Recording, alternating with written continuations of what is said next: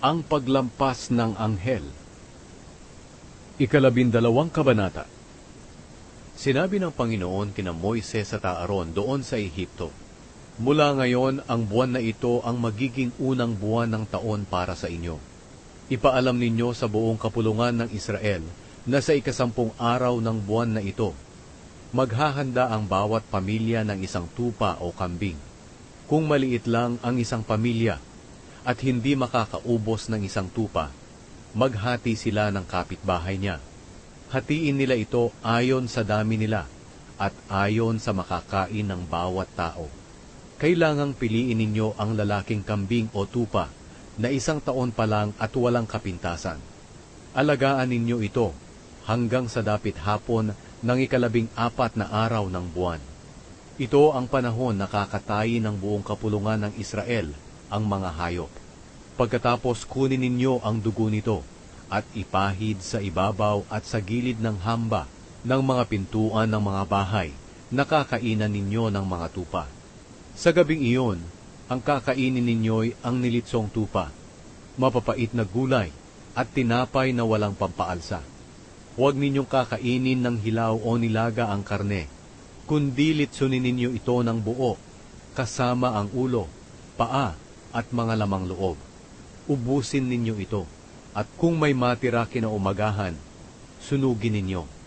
Habang kumakain kayo, handa na dapat kayo sa pag-alis. Isuot ninyo ang inyong mga sandalyas at hawakan ang inyong mga baston, at magmadali kayong kumain.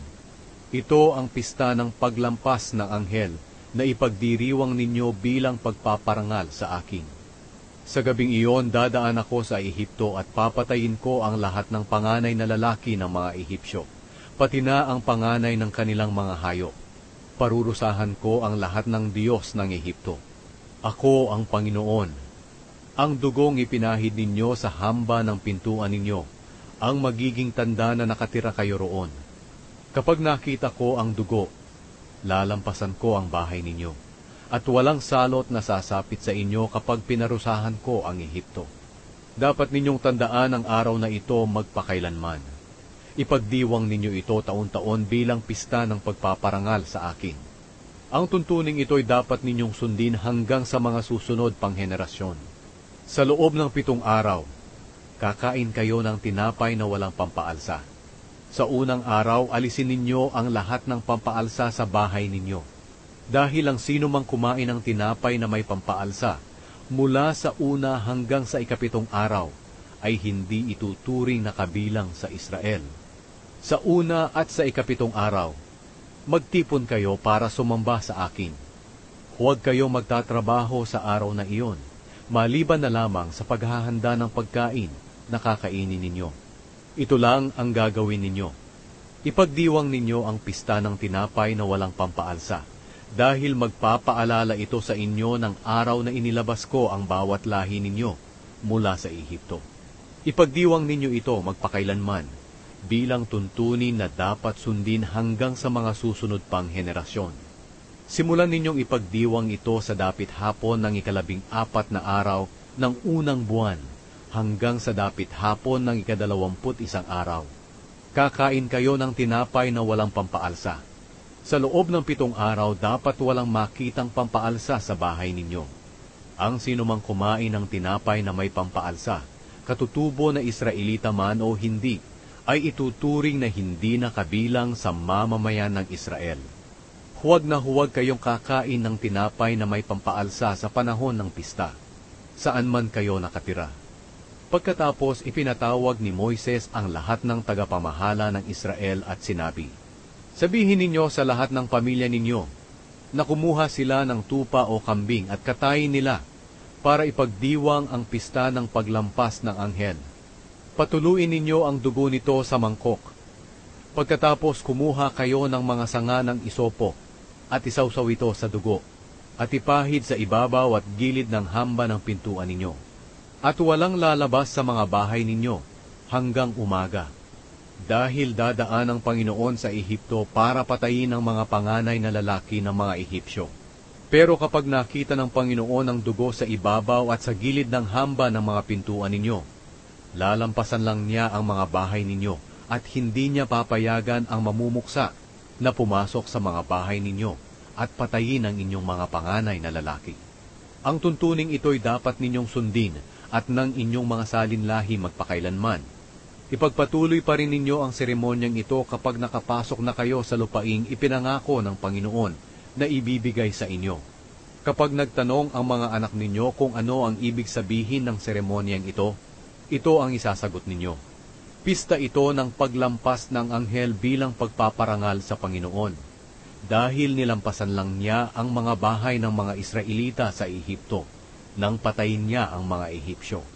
Pagkatapos magsalita ni Moises, yumukod ang mga Israelita at sumamba sa Panginoon.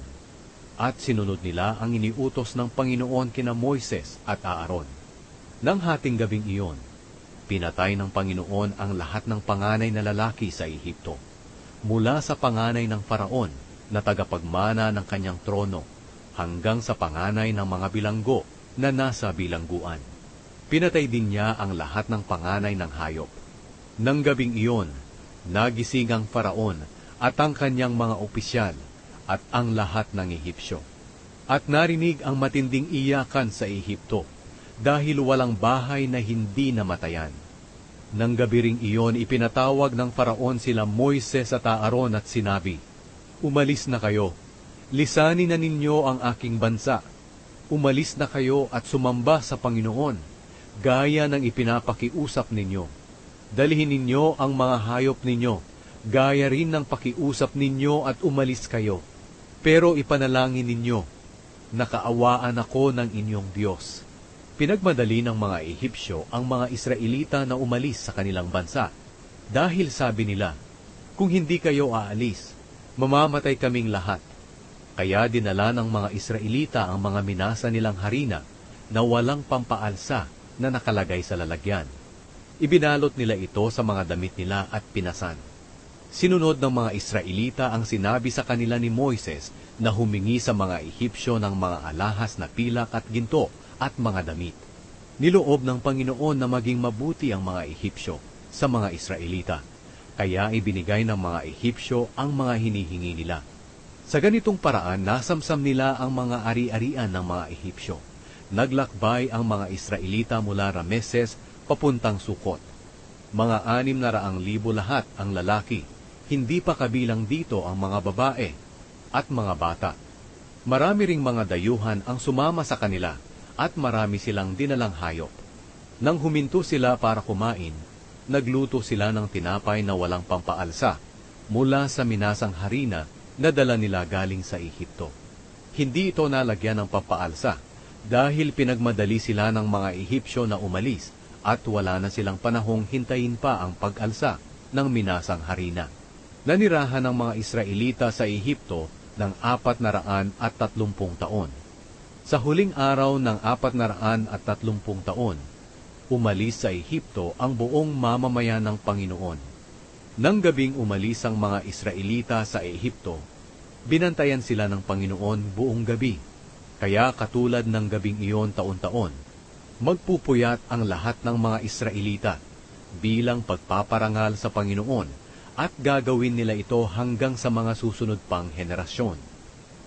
Ang mga tuntunin tungkol sa pista ng paglampas ng anghel.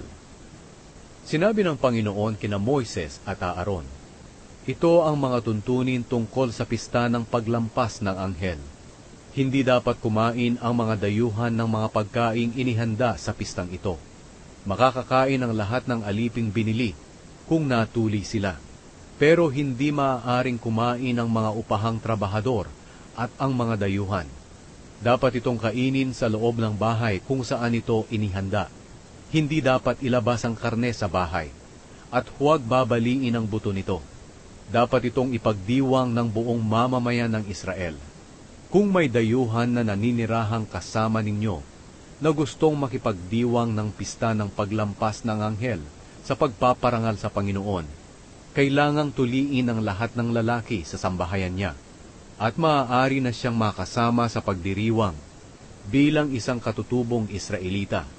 Pero hindi maaaring makipagdiwang ang taong hindi natuli. Ang tuntuning ito'y para sa lahat. sa mga katutubong Israelita at sa mga dayuhang naninirahang kasama ninyo. Sinunod ng lahat ng mga Israelita ang iniutos ng Panginoon kina Moises at Aaron. At ng araw na iyon, inilabas ng Panginoon ang bawat lahi ng Israel mula sa Ehipto.